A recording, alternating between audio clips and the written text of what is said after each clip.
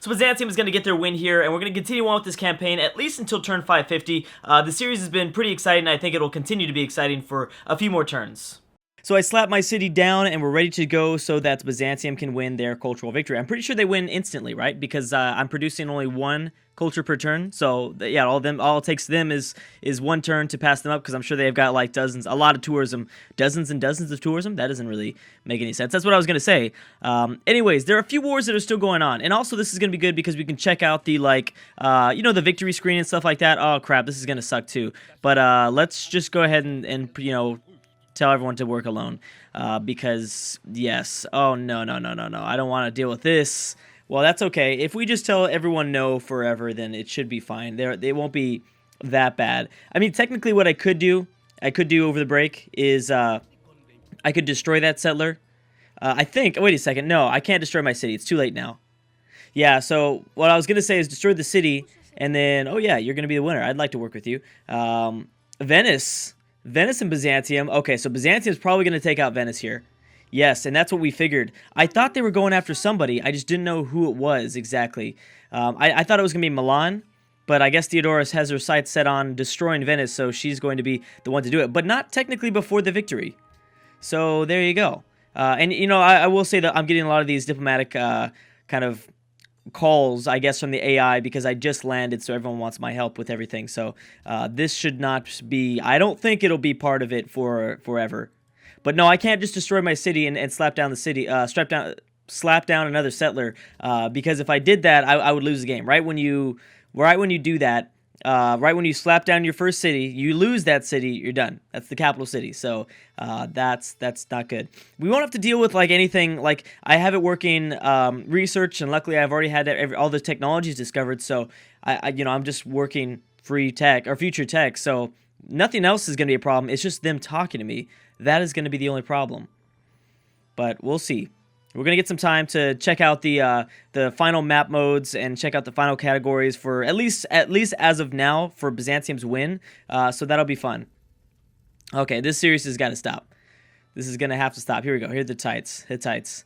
Please leave me alone, Hittites. I don't care. I don't want anything.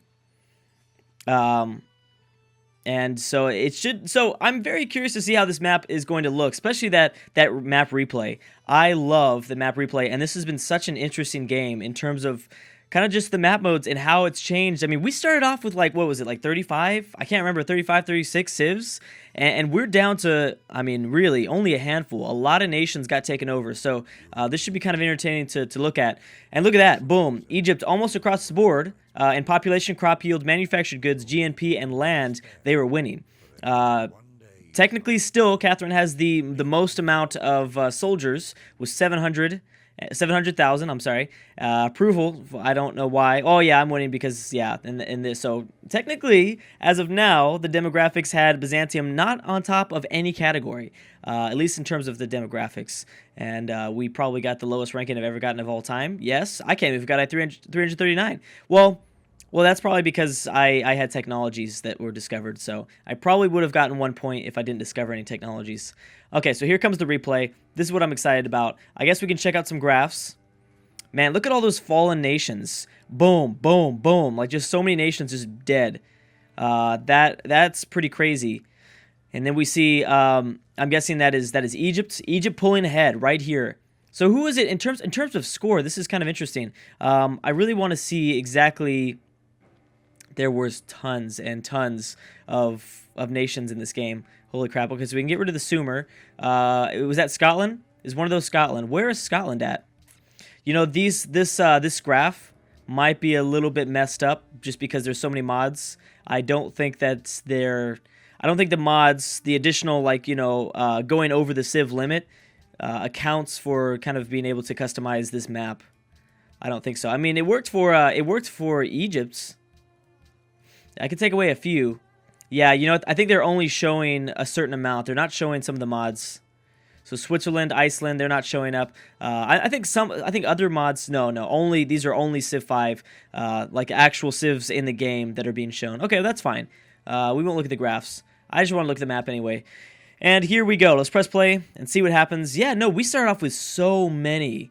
And one thing, so there's a couple things that I think I did really right in this campaign, and I need to keep in mind for the next AI only battle is messing with the terrain was awesome. I really liked it. I love that there was still uncolonized lands, because usually things get really messy, and you know, some nations get an unfair advantage. That really helped. I mean, Egypt still has somewhat of an unfair advantage, but because I had really messed with some of the lands that I knew that were going to be kind of reached with some civs over others, I'm glad that, you know, I took away some of the luxury resources and the strategic resources so that they weren't able to slap those cities down, or they didn't want to slap those cities down. That gave Europe a much better chance at surviving. Wow, this is crazy. And that is why I think we had so many European nations come out so strong, like Scotland and like Spain. They ended up doing a really, really good job, as well as Poland. But Poland would have done a good job either way, because if I had left the resources alone, they probably would have came out here and grabbed it away from Catherine, more than likely. Oh my goodness. Dang, this is terribly, like, just scattered all over the place. Oh my gosh, I forgot how bad this looked. Iceland keep holding things down, though. Holding things down in their lands. I'm surprised that I really wish they would have attacked somebody like the Celts or something. That would have been pretty entertaining to watch. With the small push for Armenia. Jeez, this was a mess. I just totally forgot about how much of a mess this campaign was. Very messy. This is where Byzantium starts to really go crazy. And I love that. That was one of the most entertaining parts of the series, I think, when Byzantium and Scotland both went crazy. Because it was like pretty one-sided that Egypt was going to win, and then all of a sudden, boom, Scotland declared war on England, Byzantium declared war on Rome, and that really shifted the tides. We also had Russia getting a lot of power later on in the game, destroying the Armenians, and they went and destroyed Germany ultimately. And here goes Byzantium and Scotland at the same time. That was crazy. That was very entertaining. Bam. Byzantium controlling the entirety of the Italian peninsula. We have Russia taking over eastern Germany. Carthage being destroyed by Spain and Egypt. Spain doing their late game. Spain had a very interesting kind of late game glory in this campaign, which made things fun because they hadn't done anything. I mean, look at this. Just look at Spain briefly. Bam, bam, Spain, Iberia. Okay, so they control all of Iberia, like here, right here. It's turn 90. They had 5 cities down. I was freaked out because I thought Isabella was just gonna run away with the victory, but she did not, and she just sat there with these 5 cities. And then she let Switzerland and the Netherlands grab a hold of more plots of land in Iberia, and then she didn't do anything. Like oh my goodness, how long was it for? Turn 90, she had 5 cities. I mean, it must have been at least almost 300 turns later. Not quite, but almost 300 turns later, Spain finally started to do something again. And when she did, though, I will say, I mean, she did a lot. She definitely came back, and it was very, very nice to see. But yeah, no, that was really cool. And let's go ahead and continue onward. I'm gonna have to choose some ideologies. I guess I'll choose order so I don't have to deal with a bunch of mess. So yeah, I mean this has probably been one of the most exciting campaigns in terms of AI only battles, and like I said, one of it's got to be because of the land feature changes, I guess. Now that's something that I can't really introduce in all the campaigns. I knew it. I knew that was going to happen because we've played on this exact same map before in the past, and we have okay, come on, really? We've played on this exact same map before, and we've seen Europe do badly. Like I'm talking about like Western Europe, even Central Europe, because you know the Russians and the African nations like Songhai, Morocco, Egypt, they were able to get up to, you know, they have so much more land than normal. So that is part of the reason why I was able to kind of recognize, okay, wait a second, I've got to change around this terrain, as well as not only changing around strategic resources and luxury resources in areas that were only going to be able to be reached by some civs, but also changing around the features to have more open terrain. Open terrain, the AI loves, and it's much easier for the AI to have exciting things happen with open terrain because they're not good at navigating through mountains. They absolutely could never do it. And it's good to see them kind of figuring things out. Okay, I actually might have to stop this campaign because this is just annoying. Because there's nothing really I can do about it. But I plan on giving the victory to Byzantium anyways. They did win, and I think I got an overwhelming response from you guys in the comment section who felt that I definitely should give it to Byzantium. So that seems fair, and I agree. Again, like I said, this has been one of the most exciting campaigns. The fact that they were able to pull this out, and a lot of it had to do with just Byzantium deciding to go after Rome. Like if Byzantium never went after Rome, I don't know if they would have still pulled this out and with the victory. I don't think they would have, but who knows? So, I mean, I don't know. I think that, yeah, they definitely deserve it. And I know I discussed in the last video talking about like how I was going to maybe do an Info Addicts victory, but maybe like a new formula or whatever like that. Byzantium has never had a good campaign in these AI campaigns. And they honestly had played probably one of the best games I've ever seen. It was by far. And I think I can say now that this has been my favorite campaign of all time. I think so far in Civ 5 in terms of these artificial intelligence battles. So that has been really, really cool to watch, and I'm not going to vote at all here. Let's see if they continue to ask me a whole bunch of things. We might see the destruction of Venice and Berlin at the same time. Nah, Berlin's still got a ways to go. Scotland's taking their time with that. So yeah, no. I think that it was very clear that you guys want to see Byzantium named the winner, and I agree. After looking at it and kind of thinking about it, I'm like, yeah, you know what, Byzantium totally deserves to win this. I got to give it to him. It's not fair, especially being able to kind of pull out in front of Egypt like that. I thought Egypt was going to be unstoppable. And that was like that sucked because I really didn't want to see. Like I feel bad every time if we do. First of all, I can't have a Europe campaign without kind of surrounding nations like this map. You know what I mean? Like I have to include, civs like Askia, Songhai, Morocco, Egypt. Those are so important to Europe. You know what I mean? And I just feel like, but obviously I know that they're not actually European nations. The civs from Africa and the civs from the Middle East. But I've still felt like it's kind of important to have those in a European battle. So I'm glad that we actually did have a somewhat of a European civ win the campaign. So that was good because I would have felt bad if that happened again. Well, actually, wait a second. Who won last time? Spoiler alert. I think the first time we did our AI battle, Poland won. So they still pulled it out. So it was close. It was. I think Egypt was also close to winning it the first time around too. Carthage was declared war on by Iceland and the Goths. Yeah. You know what, guys? I'm gonna have to stop this because this is just not fun.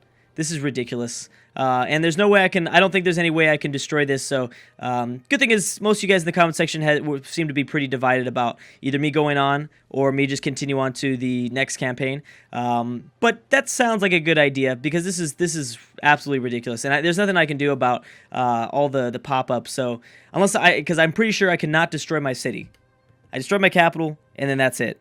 So I'm probably gonna stop it right there. We're gonna name the winners, whoever chose Byzantium, and we are going to move on to the next campaign. I think we'll probably do a vote, more than likely, maybe do a straw poll, something like that, trying to figure out what you guys want to see, and that'll probably be, I think that'll be best.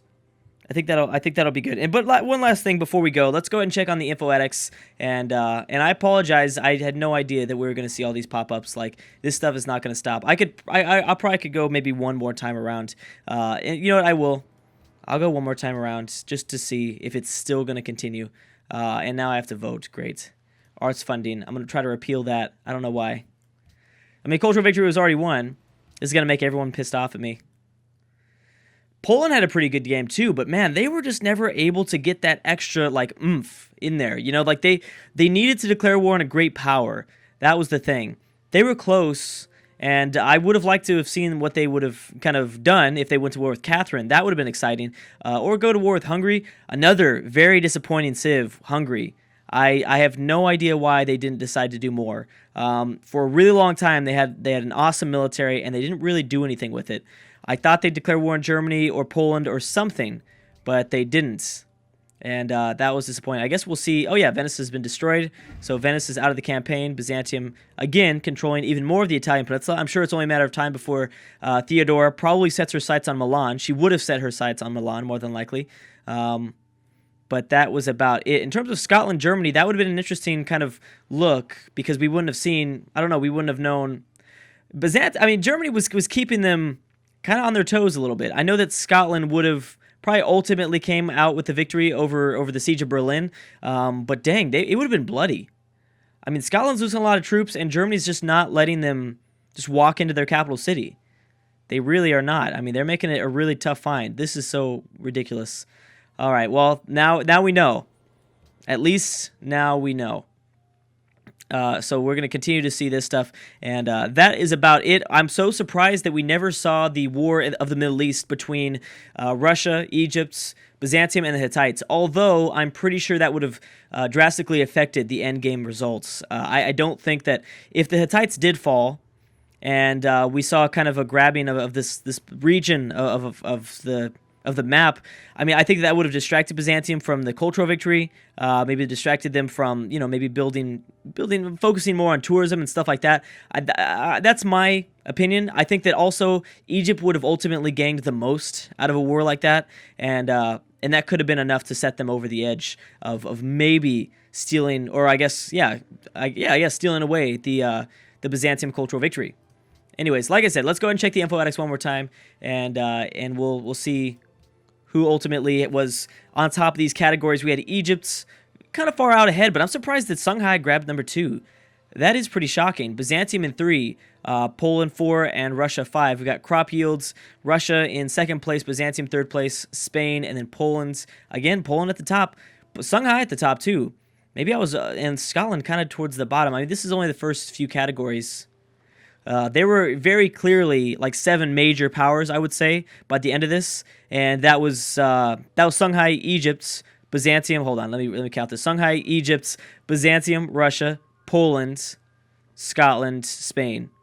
Those would be my, I guess, major powers, and that was like the 7 major powers. There were like 3 kind of major with Russia, Byzantium, and Egypt, but I think that, I don't know, you never know, because these categories are all different. So, I mean, I would say manufactured goods is a pretty good telling of how powerful each empire is, because this is like the amount of production they're able to, I guess the amount of production their empire is producing. GNP, Egypt still had it here. Scotland making a lot of money. Byzantium in 2nd place. Land area. Look at that. Look at that. Spain catching up in the third place spot right there. Barely catching Byzantium. I didn't even realize Spain had more land area than Byzantium by the end of the game. I'm wondering if that's because like Byzantium had a lot of water under their control. I'm thinking that's probably why. And they were really close. Wow, look at Egypt. I didn't realize they were so low in terms of military manpower. That's crazy. Geez. Yeah, Byzantium or Russia probably could have dealt with Egypt themselves. That's amazing. Norway in 4, Hittites in 5. Dang, that's why no one went to war with the Hittites. They might have been small, but man, they were packing a military. Let's check on technologies. Egypt had fully, discovered everything, just like I had fully discovered everything. Russia, Byzantium, Spain. Dang, there was a very clear gap here between Egypt and then to Russia, and then Byzantium, and then to Spain. That there was definitely a technological disadvantage for a lot of the civs, especially in kind of Western Europe. I mean, outside of Western Europe, a lot of those nations were ahead in terms of like scientific revolutions and stuff like that. Yeah, look at that. Egypt's outputting almost 2,000 science by this time. That's pretty crazy. Who are the most wonders? Scotland, Byzantium, and Egypt tied for 7. That's pretty telling. That's probably why Scotland did so well too. Those wonders really can set you apart from everybody else. Let's check on influence. Oh no, not influence. I wanted to look at tourism. So Egypt was still making more tourism, but again, it's about the modifiers. And I think I did a cultural victory tutorial a long time ago in Civ 5, and I really wish I would have dealt more about that. I mean, tourism is important, but obviously in this case here, it's not as important as the other modifiers. Byzantium was in the middle of the map. They were playing the diplomatic game. They were nice. People liked them. They were, given open borders, and they were trading with all sorts of people. And ultimately, what decided the game was that Egypt was in the corner of the map. And I always gave Egypt kind of, that was like a bonus that Egypt had that no one else had, where they had a lot of land to expand in. But we saw that come to bite them in the booty, because they were not able to do things like trade with other nations. Byzantium, it was in a very cool part of the map where they were able to trade with a lot more people. and you know, and remember, I mean, a lot of this expansion just started. So I mean, they just now got over towards this part of North Africa. But anyways, guys, thank you guys so much for watching. I'm gonna put up the winners for those of you that picked Byzantium. You guys seriously deserve it because that was completely out of left field. Again, like we said, Byzantium has never done good in these AI only campaigns, so it's very nice to see them kind of come out on top here and kind of have a new winner for the first time. Or I guess we've had kind of new winners, but it's nice to see a Civ dominate that we're not used to seeing dominate. But anyways, guys, thank you so much for watching the series. I will see you guys tomorrow with probably a straw poll, and we'll decide where we want to go from here. But anyways, guys, thank you so much for watching, and I will see you guys next time.